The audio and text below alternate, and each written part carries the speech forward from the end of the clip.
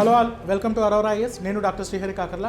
వీడియోలోకి వెళ్ళడానికి ముందు ముఖ్యమైనటువంటి సమాచారం. టీజీపీఎస్సీ గ్రూప్ 1 మెయిన్స్కి సంబంధించినటువంటి పర్సనల్ మెంటర్షిప్ అరోరా ఐఎస్ నేతృత్వంలో జరుగుతుంది. ఈ మెంటర్షిప్లో భాగంగా ప్రతిరోజు మీకు ఉదయం ఇంపార్టెంట్ థీమ్స్ని డిస్కస్ చేసి ఈవినింగ్ దానిపైన టెస్ట్ కండక్ట్ చేయడం జరుగుతుంది.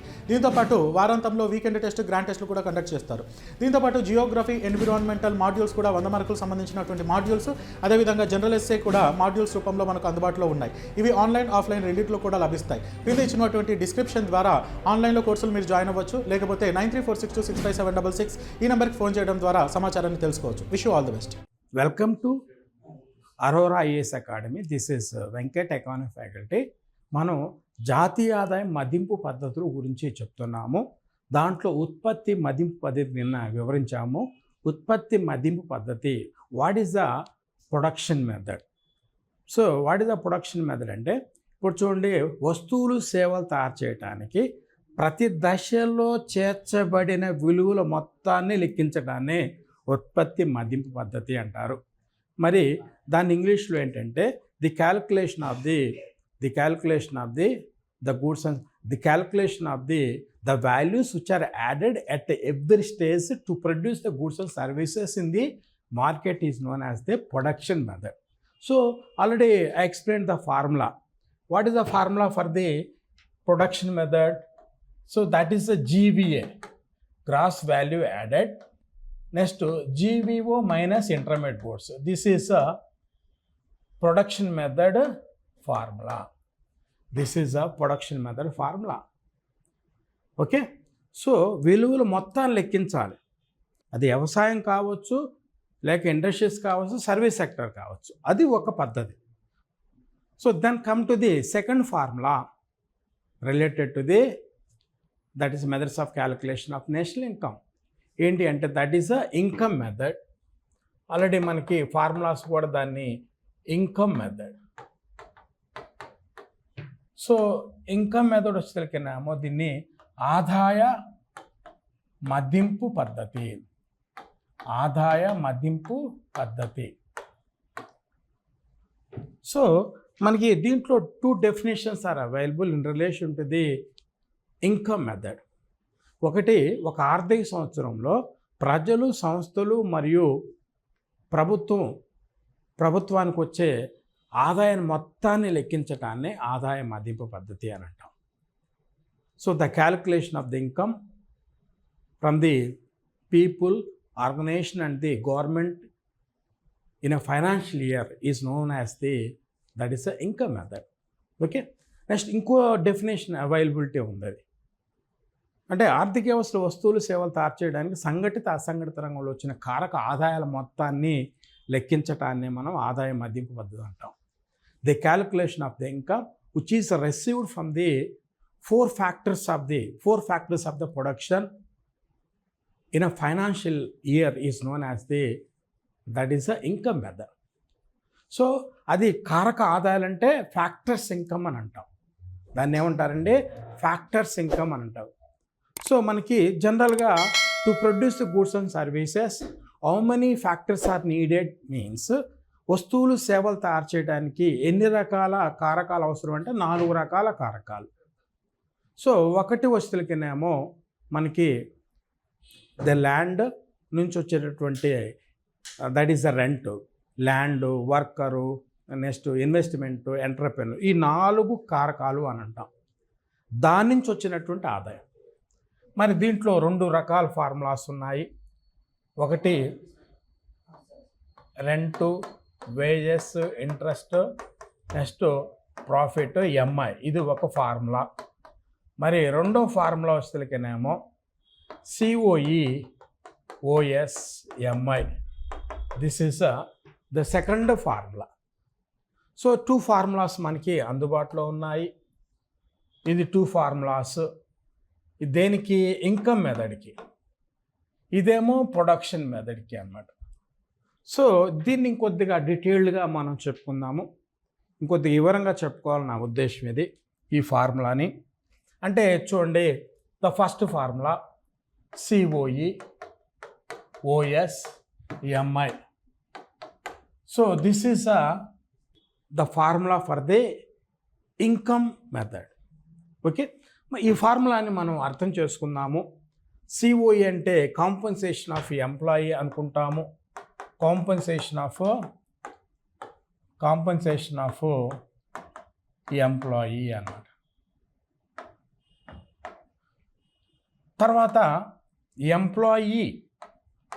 ఎంప్లాయీ నెక్స్ట్ ఓఎస్ అంటే ఆపరేటింగ్ సర్ప్లస్.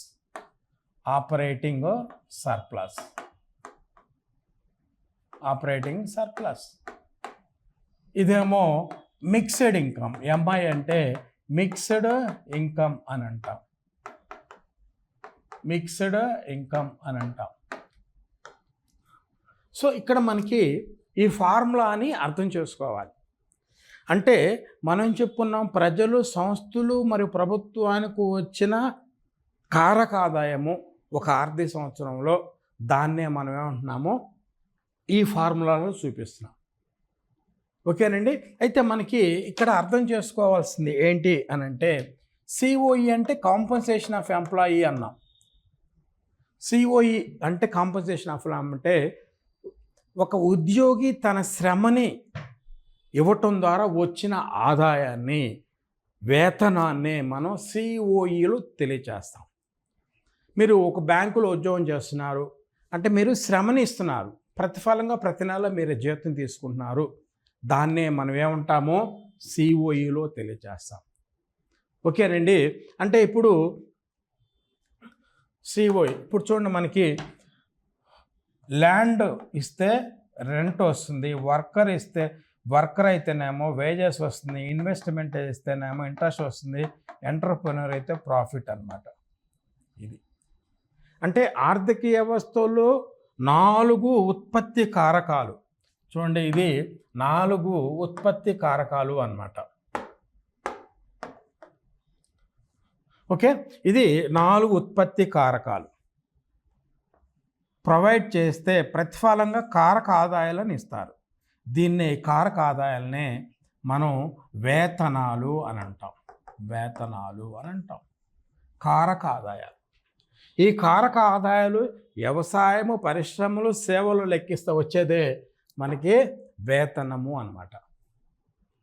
అవునా కదా? సో అట్లా మనకి వేతనాలు కానీ, తర్వాతనేమో రెంట్ కానీ, ఇంట్రెస్ట్ కానీ, లాభాలు కానీ అన్నీ కూడా కారక ఆదాయాలుగా మనం చెప్పుకుంటాం. ఓకేనండి. సో అది వ్యవసాయం కావచ్చు, పరిశ్రమ కావచ్చు, సేవలు కావచ్చు. అయితే ఇక్కడ మనకి తెలుసుకోవాల్సింది ఏంటంటే ఇక్కడ సిఓఈలో అంటే ఒక వ్యక్తి తన శ్రమటి ఇవ్వటం ద్వారా పొందినటువంటి ఆదాయాన్నే వేతనము అని అంటారు. మరి శాలరీ అనేది ఎన్ని మార్గాల్లో ఉంటుంది వ్యక్తికి అని అంటే 3 మార్గాల్లో ఉంటుంది అన్నమాట. ఒకటి మనీ, ద్రవ్య రూపంలో అన్నమాట. ద్రవ్య రూపంలో. 2 అంటే in the form of the money.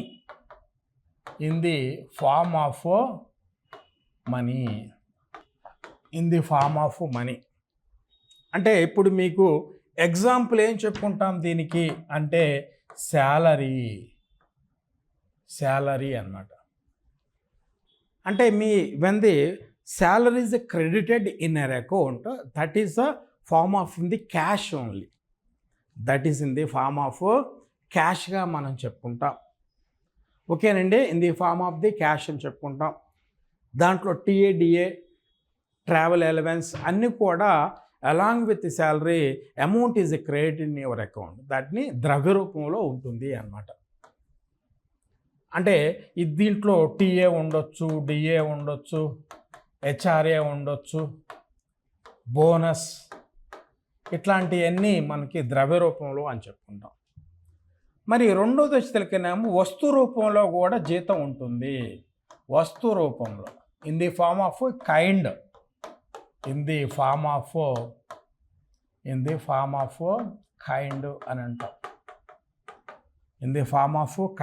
అని అంటాం. సో ఈ కైండ్ అంటే ఏంటంటే వస్తువు రూపంలో. అంటే ఎలా ఉంటుంది ఇది? క్వార్టర్స్. ఎగ్జాంపుల్ వచ్చేసరికేనేమో క్వార్టర్స్ ఉంటుంది. రేషన్ ఉంటుంది, యూనిఫామ్ ఉంటుంది. యూనిఫామ్ అనేది ఇట్లా అన్నమాట. అంటే క్వార్టర్స్ ఏర్పాటు చేసి అంటే వస్తు రూపంలో పే చేసినట్టు జీతం. రేషన్ అనేది ఇస్తారు మిలిటరీ ఆఫీసర్స్కి, డిఫెన్సివ్ వాళ్ళకి రేషన్ ఇస్తారనమాట. అంటే వాళ్ళకి కావాల్సిన రేషన్ అని తక్కువ ధరకే ఇస్తూ ఉంటారు. Next uniform. తర్వాత loans without interest. Loans without interest అంటే వడ్డీ లేని రుణాలు కూడా మనం దేని కింద చెప్పుకుంటాము? ఇది వస్తు రూపంలో అంటాం. మీరు వడ్డీ లేని రుణం తీసుకున్నారు ఒక సంస్థ తరపున, మరి దాన్ని దేంట్లో భాగం అని అంటే ద్రవ్య రూపంలో భాగంగా చెప్పుకుని in the form of the kind అని అంటాం. మరి మూడోది వచ్చేసరికినేమో సంక్షేమ పథకాలు. సంక్షేమ కార్యక్రమం. వెల్ఫేర్ అన్నమాట. సంక్షేమము అంటాం. సోషల్ వెల్ఫేర్ అని అంటాం. చూడండి, ఇది social welfare. So social welfare అంటే సంక్షేమం, ప్రజా సంక్షేమం కింద శాలరీలో ఎలా ఉంటుంది ఇది అని అంటే, ఇక్కడ ఎగ్జాంపుల్ తీసుకున్నట్లయితే దీనికి ఎగ్జాంపుల్ తీసుకున్నట్లయితే మనకి ఇది pension, employee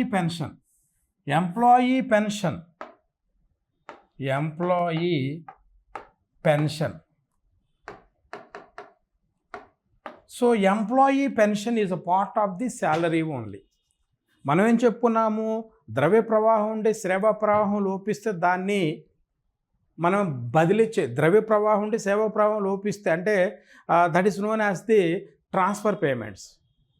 those which have the money flow but don't have the service flow are considered as the transfer payments అని అంటాం. ఓకేనండి, అది. మరి ఇది ఓల్డ్ ఏజ్ పెన్షన్, ఇది ఎంప్లాయీ పెన్షన్ అనేది దేనికి ఎందుకు వస్తుంది? అది కైండ్ ఆఫ్ ఇది నేషనల్ ఇన్కంలో కౌంట్ చేస్తారు. ఒక వ్యక్తి ఆల్రెడీ ఉద్యోగం చేశాడు అంటే శ్రమనిచ్చాడు, పెన్షన్ తీసుకున్నాడు, 2 ఫ్లోస్ ఉంటుంది జాతీయ ఆదాయంలో భాగం. కాబట్టి ఎంప్లాయీ పెన్షన్ అన్నారు. ఓల్డ్ ఏజ్ పెన్షన్ అనేది జాతీయ ఆదాయంలో భాగం కాదు, అది సిఓఈ కింద రాదు, వేతనంగా కన్సిడర్ చేయాలన్నమాట. But employee pension. Next PF provident fund.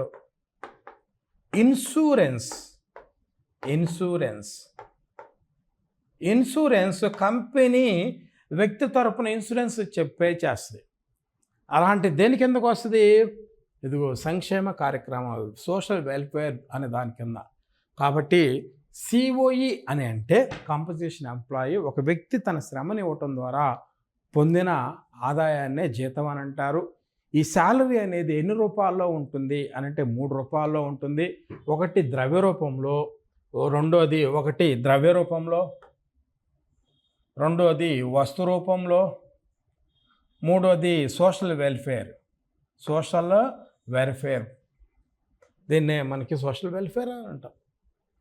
So ఇట్లా మనకి దీంట్లో చూడండి, వడ్డీ లేని రుణాలు అనేది వస్తు రూపంలో in the form of the kind అని చెప్తాం. ఇప్పుడు చూడండి, మనకి 1 2 3 4 తీసుకుందాం. 1 2 3 4. ఈ 1 2 3 4 అనేది మనకి దేని కిందకు వస్తుంది? సిఓఈ అనేది చూడండి, ఇది నంబర్ 2 అన్నమాట. నంబర్ 2. మరి ఇక నెక్స్ట్ ఓఎస్ తీసుకుందాం. అంటే ఇక్కడ వేతనం దాంట్లో కలుపుకుంటున్నాము, ఈ మిగతా ల్యాండ్, ఇన్వెస్ట్మెంట్, ఎంటర్ప్రెన్యూర్, ఈ 3 ఉండేవి అన్నమాట. ఈ 3 నంబర్ ఏంటి? 134 నంబర్. మరి ఇక్కడ మనకి గమనించినట్లయితే చూడండి, ఇక్కడ ఓఎస్ ఆపరేటింగ్ సర్ప్లస్. ఓఎస్ అంటే ఆపరేటింగ్ సర్ప్లస్ అంటే ఇది అంటే చూడండి, పెట్టుబడి భూమి లేక భవనాలు మరియు వ్యవస్థాపకత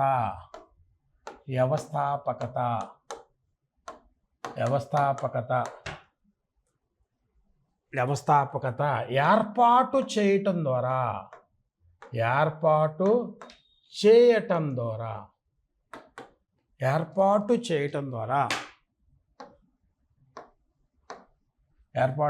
ద్వారా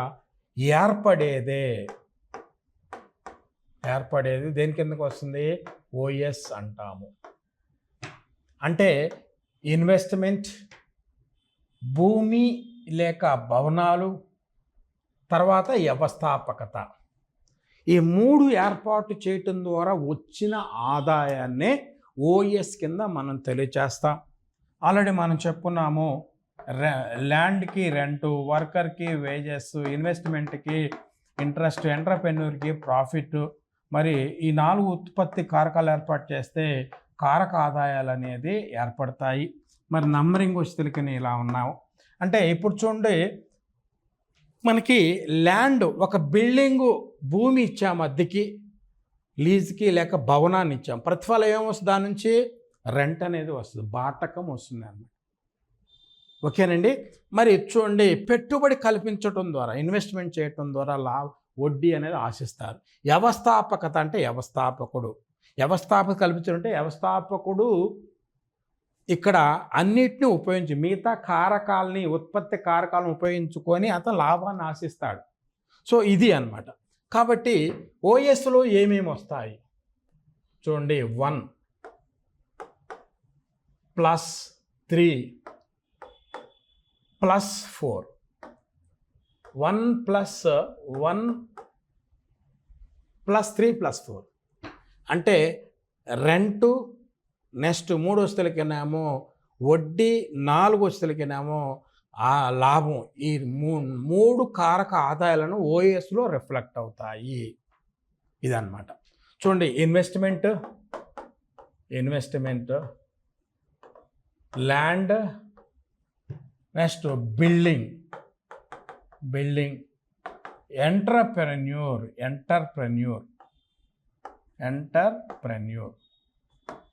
So when the lands are the buildings and investment and entrepreneurship is provided, so you can get the income from these 3 factors. That is part of the OES అన్నమాట. ఓఎస్ అనేది దేనికి చెందింది అని అంటే రెంట్కి చెందింది, ఇంట్రెస్ట్ అండ్ ప్రాఫిట్, 3 కారక ఆదాయాలు దీంట్లో ఉంటాయి అన్నమాట. మొత్తం మనకి ఆర్థిక వ్యవస్థలో వస్తువులు, సేవలు తయారు చేయడానికి how many factors are needed? We need the 4 factors. సిఓఈలో ఒకటి ఉంది, మిగతా 3 అనేది ఓఎస్లో ఉన్నాయన్నమాట. అంటే ఇక్కడ చూడండి, మనకి చూడండి, సిఓఈ ఓఎస్ ప్లస్ ఎంఐ అన్నాం. ఇప్పుడు సిఓఈ అనేది సంఘటిత రంగము,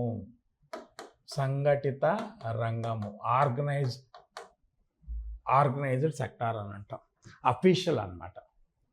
అంటే ఒక సంస్థ ఏర్పాటు చేస్తే అది ప్రభుత్వానికి ఇన్ఫర్మేషన్ ఉంటుంది, వాళ్ళు ట్యాక్స్ కడుతూ ఉంటారు. మీరు కాకావాడలకి వెళ్ళారు, చిన్న టిఫిన్ సెంటర్కి వెళ్ళారు, అది సంఘటిత రంగం కాదు.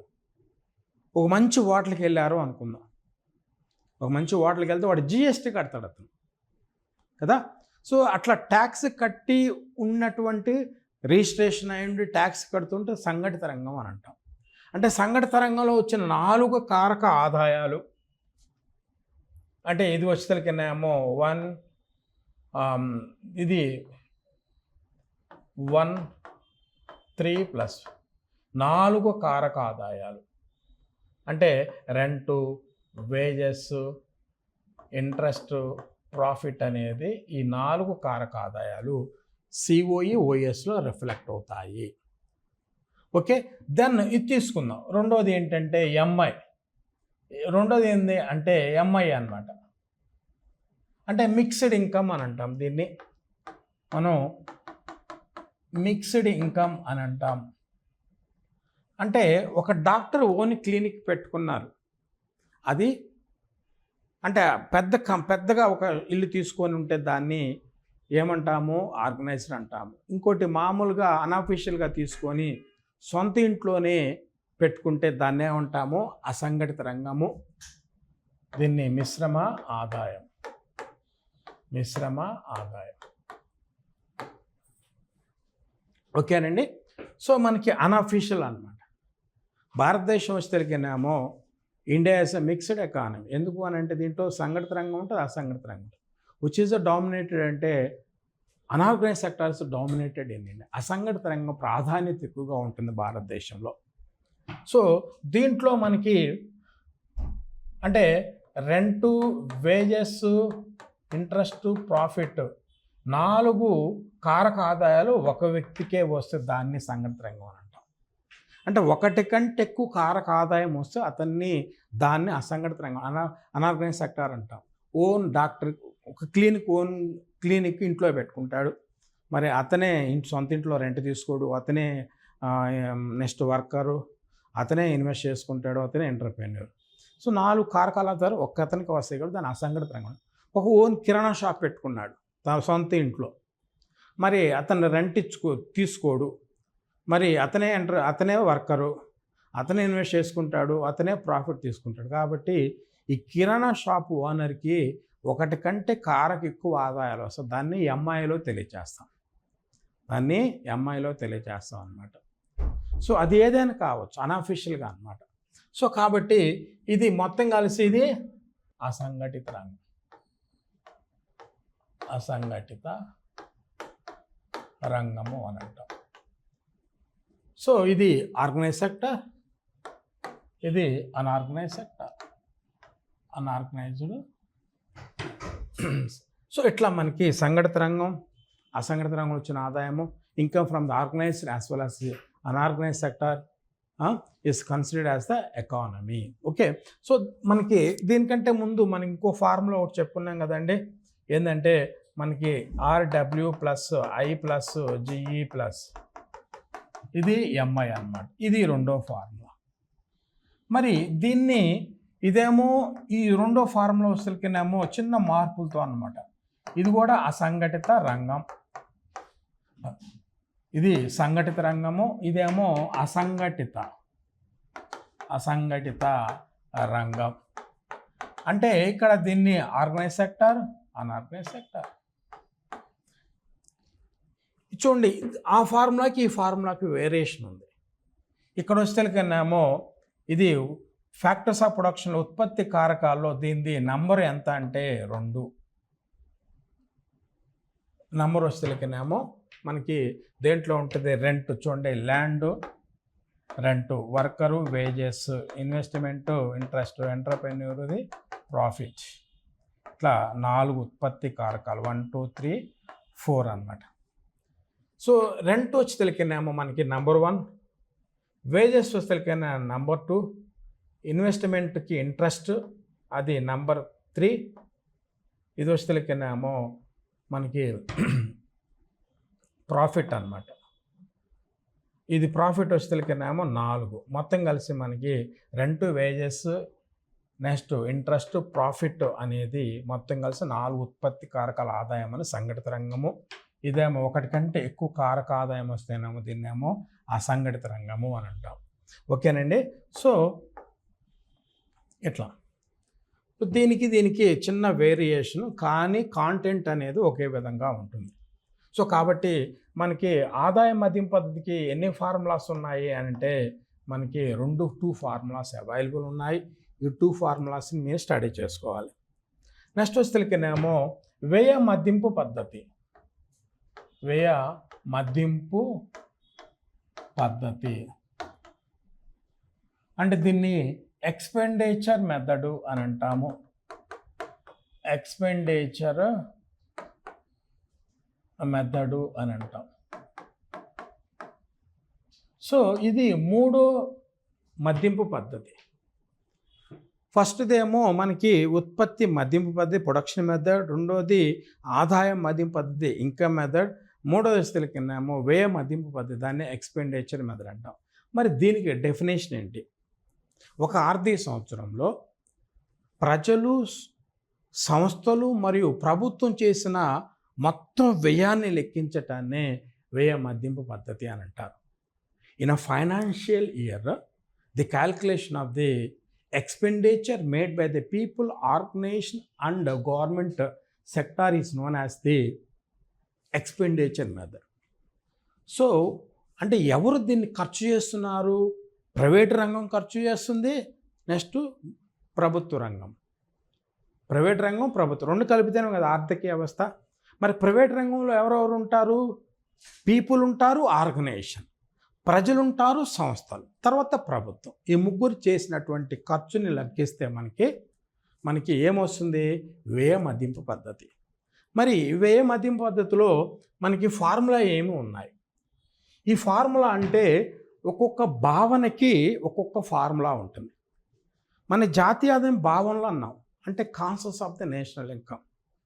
అంటే ఆర్థిక వ్యవస్థని భావనలో కొలుస్తారు. అంటే economy is measured in the form of the concept.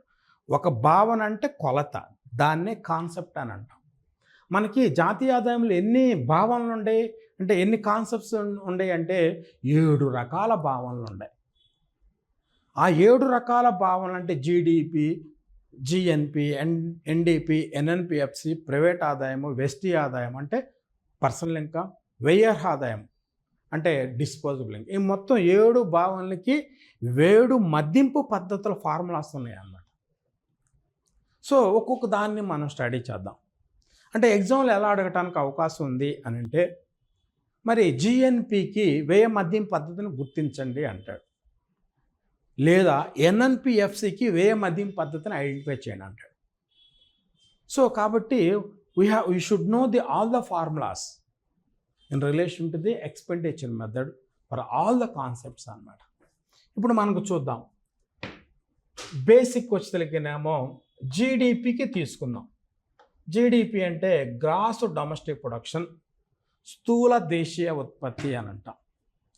ఆర్థిక వ్యవస్థని బేసిక్గా జీడిపిలో కొలుస్తారు. Economy is measured mainly in the form of the GDP. GDP is basic concept, right? So మరి దీనికి ఫార్ములా ఏంటి అంటే C+I+GE+X-M. This is the formula for the expenditure. ఇది జీడిపికి వ్యయ మదింపు పద్ధతి ఫార్ములా అనమాట. అంటే C+I+GE+X-M. X-M నెట్ ఎక్స్పోర్ట్స్గా కూడా మనం చెప్పుకుంటాం, రైట్? మరి సి అంటే ఏంది అంటే కన్జంప్షన్. సి అంటే కన్జంప్షన్, వినియోగము అన్నమాట. వినియోగం అంటే ప్రజలు కొనుగోలుని వినియోగము అని అంటారు. అంటే ప్రజలు చేసిన ఖర్చు మొత్తాన్ని లేక ప్రజలు చేసిన వినియోగాన్నే మనం ఖర్చుగా చెప్పుకుంటాం. వీరు హోటల్కి వెళ్ళారు, భోజనం చేశారు, రీఛార్జ్ చేసుకున్నారు, తిన్నది వినియోగం కిందే, కన్జంప్షన్ కింద అంటాం. తర్వాత రీఛార్జ్ కూడా కన్జంప్షన్ కిందే. మరి మెట్రో ఎక్కారు, మెట్రో కూడా దాన్ని ఏమంటాం? కన్జంప్షన్ అంటాం. సో భోజనం చేసినా డబ్బులు ఇచ్చామంటే ఖర్చు పెట్టాం, రీఛార్జ్ చేసామంటే ఖర్చు పెట్టాం, ట్రావెల్ చేసామంటే ఖర్చు పెట్టాం. దీన్ని వినియోగం అంటాం, ఇంగ్లీష్లో కన్జంప్షన్. దీన్ని వ్యయము అంటే ఎక్స్పెండిచర్గా చెప్తాం. సో కన్జంప్షన్ని మనం ఏం చెప్తాము? ఎక్స్పెండిచర్గా చెప్తాము. మరి ఎలా ఉంటుందని తర్వాత సంగతి. ముందైతే మనకి వీటిని ఒక్కొక్క చిన్న స్టెప్ బై స్టెప్ ఇన్ఫర్మేషన్ తీసుకుందాము. ఐ అంటే ఇన్వెస్ట్మెంట్. అంటే మనకి పెట్టుబడి అన్నమాట. అంటే ఒక వ్యక్తికి వచ్చినటువంటి ఆదాయంలో కొంత వినియోగం చేస్తాడు, కొంత ఖర్చు పెట్టుకుంటాడు, మిగిలిన ఏం చేస్తాడు? బ్యాంకులో సేవింగ్ చేస్తే దాన్ని ఇన్వెస్ట్మెంట్ కింద లెక్క అనమాట. బ్యాంకులో డబ్బులు పెట్టంటే ఆ డబ్బుల్ని బ్యాంకు వేరే వ్యక్తికి లోన్ ఇస్తుంది, అంటే పెట్టుబడిగా మారుతుంది. అట్లని ఇన్వెస్ట్మెంటు అంటే అదొక ఖర్చు అన్నమాట. మీరు ఇన్వెస్ట్ చేశారు, ఏదన్నా మీరు ఎక్కడన్నా బ్యాంకులో డబ్బులు దాచిపెట్టారు సేవింగ్స్ కింద, మీకు కొంత ఇంట్రెస్ట్ వస్తుంది కదా. అంటే ఏంది అర్థం? మీరు పెట్టుబడి పెట్టారు అని అర్థం.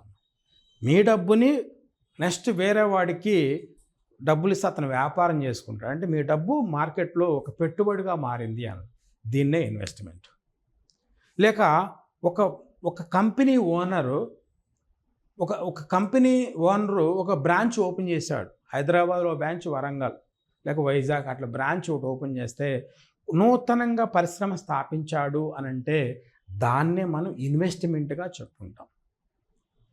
ప్రజలు చేసే కన్జంప్షన్ అంటే ప్రజలు చేసే అన్ని రకాల ఖర్చు కన్జంప్షను, తర్వాత అన్ని రకాల ప్రైవేటు వ్యక్తులు అంటే కంపెనీ ఓనర్స్గా కానీ లేకపోతే ఇంకా రకరకాల సంస్థల యజమానులు ఏం చేస్తారు, వాళ్ళు కంపెనీ స్థాపించిన, వేరే బ్రాంచ్ పెట్టుకున్న, కంపెనీ ఎక్స్పాండ్ చేసిన అంత దాన్ని ఇన్వెస్ట్మెంట్ కింద చెప్పుకుంటాం అనమాట. సో నెక్స్ట్ వస్తువులకినేమో మనకి జీఈ తీసుకున్నాం, గవర్నమెంట్ ఎక్స్పెండిచర్. అంటే ప్రభుత్వం చేసే అన్ని రకాల ఖర్చుల్ని మనమేమంటాము, జీఈ కింద గవర్నమెంట్ ఎక్స్పెండిచర్ అని అంటాము. గవర్నమెంట్ ఎక్స్పెండిచర్ అంటాం.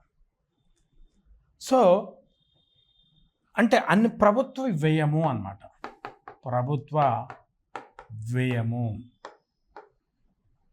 అంటే గవర్నమెంట్ ఎక్స్పెండిచర్ అని అంటాం. ప్రభుత్వం ఎన్ని విధాలుగా వ్యయం చేస్తుందో అన్ని విధాలుగా అన్నమాట.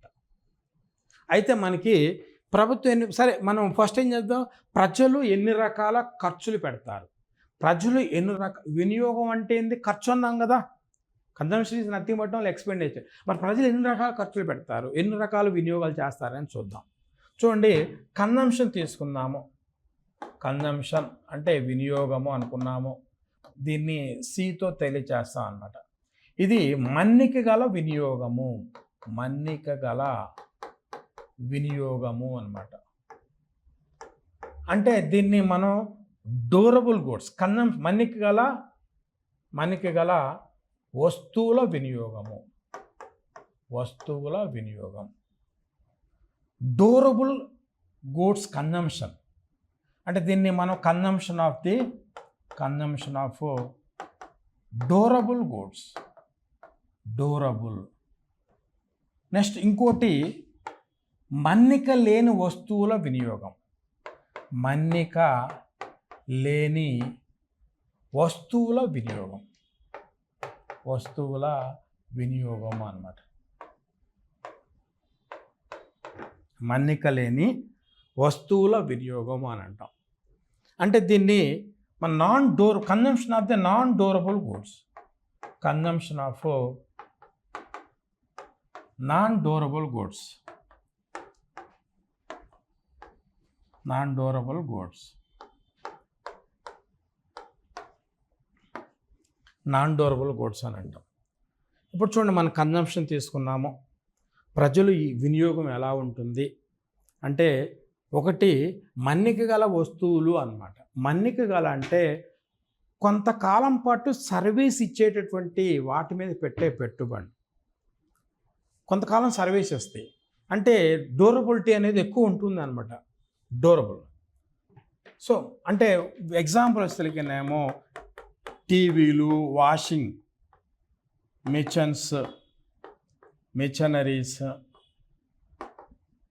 తర్వాతనేమో ల్యాప్టాప్స్, మొబైల్ ఫోన్స్, ఇట్లా ఎలక్ట్రానిక్ గూడ్స్, మోటార్ వెహికల్స్ ఏంటంటే కొంతకాలం పాటు సర్వీస్ ఇస్తాయి, అందు కూడా విలువైన వస్తువులు అన్నమాట. కొంతకాలం పాటు సర్వీస్ ఇచ్చే వాటిని మనం ఏమంటాము, డ్యూరబుల్ గూడ్స్ అని అంటాం. విలువైనవి కొంతకాలం సర్వీస్ ఇస్తాయి. For example take the motor bike తీసుకున్నాం, motor bike provide service for long time, దాన్ని డ్యూరబుల్ గూడ్స్ అని అంటాం. మొబైల్ ఫోన్ తీసుకుందాం, mobile phone also provides the long service. అట్లా లాంగ్ సర్వీస్ వెంటనే వినియోగం చెందే కాదు, ఇన్స్టెంట్గా డిసప్పేర్ అయ్యి కాదు, కొంతకాలం వాటిని మనం మన్నిక గల వస్తువులు అని అంటాం. ఇంట్లో టీవీలు, వాషింగ్ మిషన్లు, కూలర్సు, ఫ్యాన్స్ ఇవన్నీ కూడా మనకి డ్యూరబుల్ గూడ్స్. మన్నిక లేని వస్తువులు అంటే వెంటనే వినియోగించడానికి ఉపయోగించాయి అన్నమాట.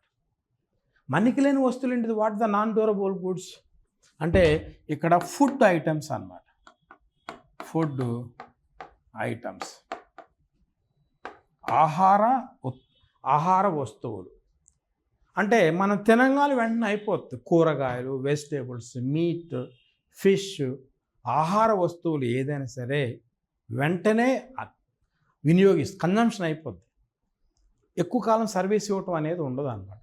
అట్లా ఎక్కువ కాలం సర్వీస్ ఇస్తేనేమో డ్యూరబుల్ గుడ్స్, వెంటనే కన్జంప్షన్ చేస్తేనేమో ఇట్లా ప్రజలు డ్యూరబుల్, నాన్ డ్యూరబుల్ గుడ్స్, మన్నిక లేని వస్తువులు వినియోగిస్తారు అన్నమాట. మరి ఎగ్జాంపుల్ ఎలా అడగవచ్చు అంటే వినియోగములో వేటిని ప్రజలు వినియోగిస్తారు అంటే durable goods, non durable goods, ఇట్లా మనం అడగడానికి అవకాశం ఉంటుందన్నమాట.